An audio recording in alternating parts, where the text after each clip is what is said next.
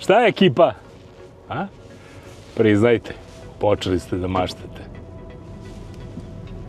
Ne o bujnoj komšinici, pauši. Već o električnom automobilu. Ako ne da maštate, bar da razmišljate, jer stiže nas ova energetska kriza, boga mi, i neizvesnost samo tako. S obzirom ko nam vodi energetiku, meni čudi da se mi uopšte krećemo. Naftne sankcije su u trenutku snimanja ovog testa aktivne. Nadamo se da do emitovanja neće biti. Ali bez obzira bilo energetske krize ili ne, nafta i benzin su kod nas sve skuplji. I boga mi, sve više vozača koji razmišljaju stvarno nekim plug-in hibridima ili električnim automobilima, a mi smo na našem sajtu, odnosno portalu, pokrenuli dosta takvih tema, a jedna od njih je odabiramo 5 najpristupačnijih električnih automobila za srpskog kupca. Ova rečenica, električni automobil za srpskog kupca, stvarno zvuči eretički, ali svet očigledno ide prema tome.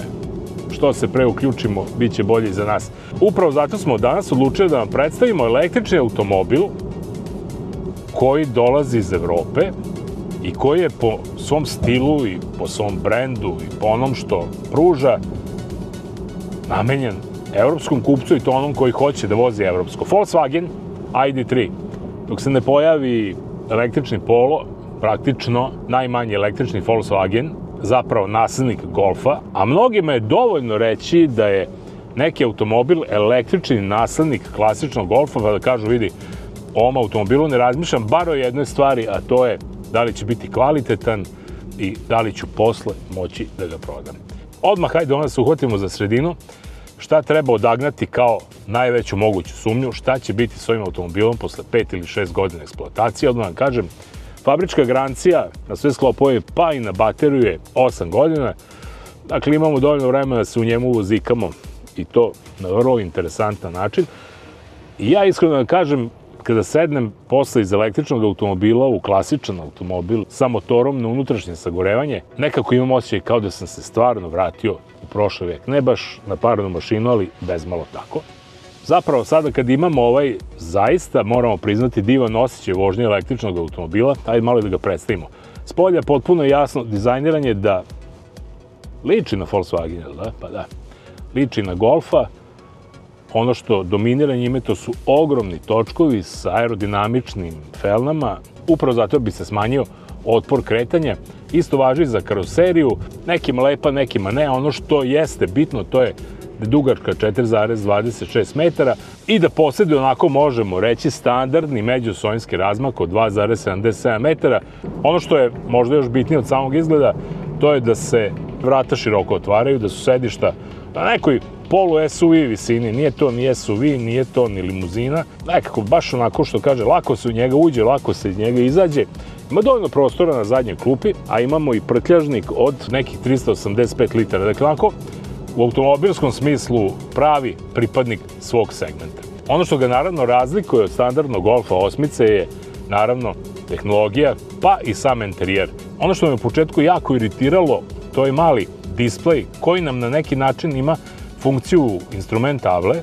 Ovde ovako s desne strane je klasičan onaj Volkswagenovski monitor infotainmenta, pa mogu da vam kažem, znate vi sami već šta na njemu prigovaram, a to je kako naći ventilaciju i da je zaista krajnje vreme da prebace komandu radioaparata i klima uređaja na ove točkiće. Gde će to ovde uraditi u električnom automobilu, ne znam, ali moramo pojednostaviti komande kojima se zanima vozač, pre svega zbog bezbednosti saobraćaja. Ako već ne možemo koristiti mobilni telefon, nije onda poenta ni da zurimo non stop u ovaj ekran.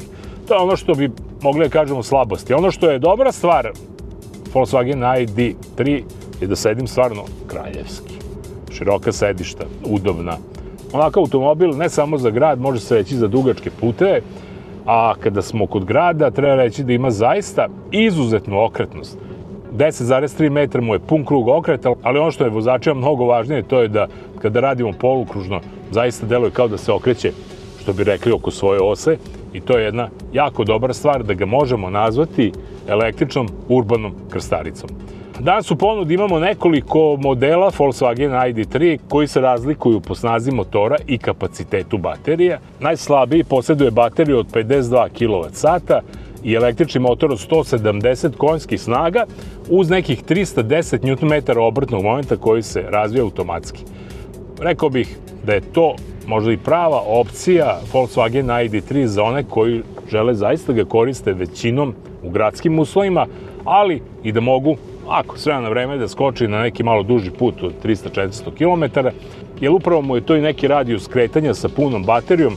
Mi danas vozimo snažniji, nešto prestižniji ID3 koji nosi oznaku Pro S i raspolaže sa baterijom od gotovo 80 kWh i sa 231 konjskom snagom.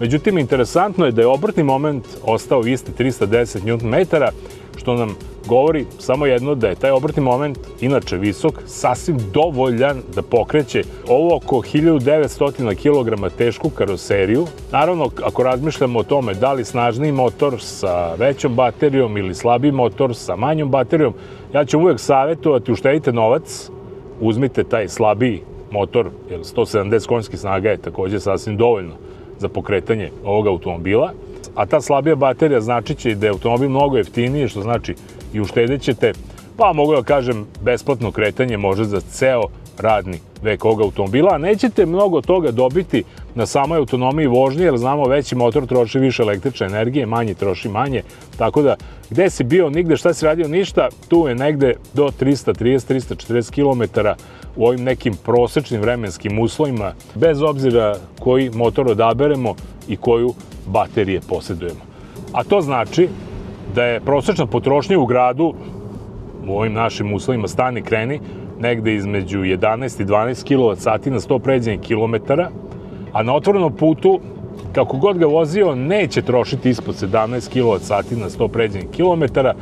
Izuzetno dobar sistem za proizvodnju električne energije prilikom kočenja i usporavanja, čini da se ta baterija u gradskoj vožnji naročito apsolutno dobro osvežava, a slično važi i za vožnju na otvorenom putu onog momenta kada dođemo na neku nizbrdicu, jednostavno nismo više potrošač električne energije, već generator koji proizvodi električnu energiju. I kad kažem već generator, ova skuplja verzija Volkswagen ID3 ima i takozvanu V2L funkciju, koja označava da naš ID3 može i da služi kao rezerva električne energije za domaćinstvo, jednostavno da ga prikačimo na domaćinstvo i to, boga mi, da mu dajemo snagu od 10 kW, što nije već zanemarivo, a s obzirom da ima i bateriju od 80 kWh, možemo, boga mi, dosta električne energije na taj način da sačuvamo, pogodite za šta, kad nam dođu restrikcije.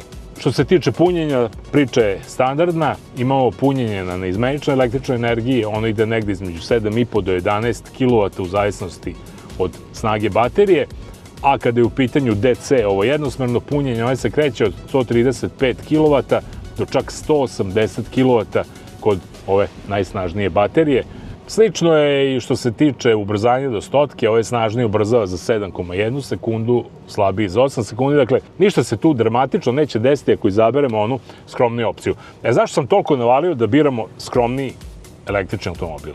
Duboko sam ubeđen, a to sada pokazuju stanje na tržištu, da je suština elektrifikacije u malom, jeftinom i gradskom električnom automobilu koji će biti ekonomičan. Sve ovo što su napravili velike automobile sa velikim baterijama, sa 300, 500, 700 konjskih snaga je besmisleno, zato što je jako skupo.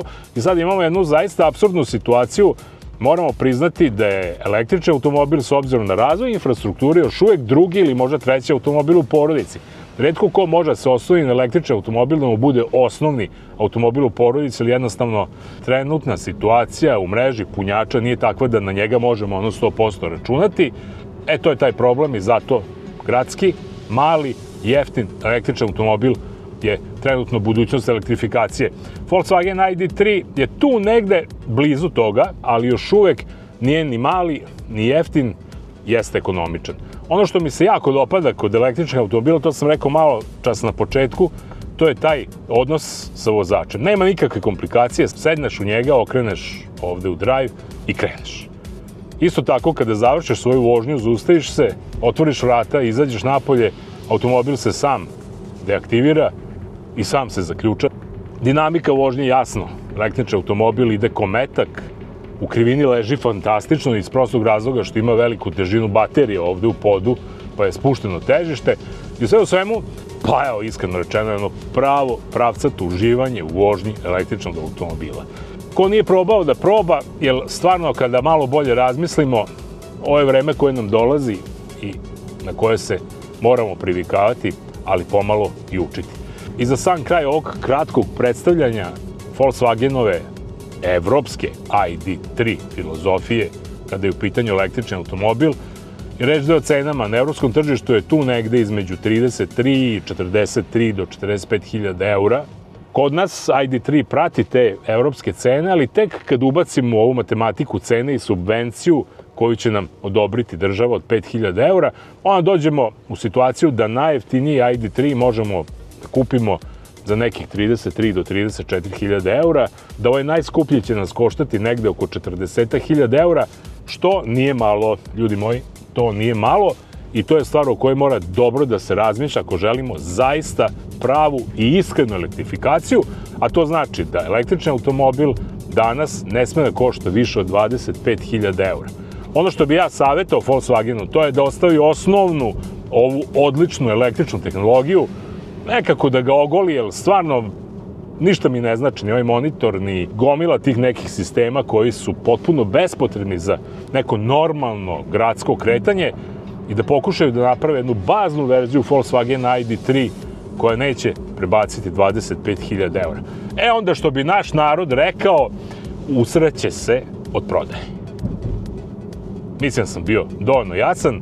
Ako me pitate onako koji bi automobil želeo ja sada da vozim, a da ne mislim ni o čemu i da ta vožnja bude stvarno jeftina, da me košta nekih 3-4 eura na 100 pređenih kilometara, to je upravo ovaj Volkswagen ID3, jer pruža sve ono što meni treba, a to je da se lepo vozim po gradu, da mogu dođem do Beograda, da se vratim nazad. Ako krenem na more, može da stignem do Zagreba, gde su mi prvi brzi punjači i gde ću za nekih 25 minuta napuniti moje baterije za daljih nekih 350 kilometara. E, to vam je, ljudi moji, zapravo jedna suština elektrifikacije, da budemo što jednostavniji i što pokretniji, da ne doživljavamo električni automobil kao nešto što nas ograničava, jer dobro znamo, automobil je sloboda i to treba da se ispoštuje i kada je električna tehnologija u pitanju.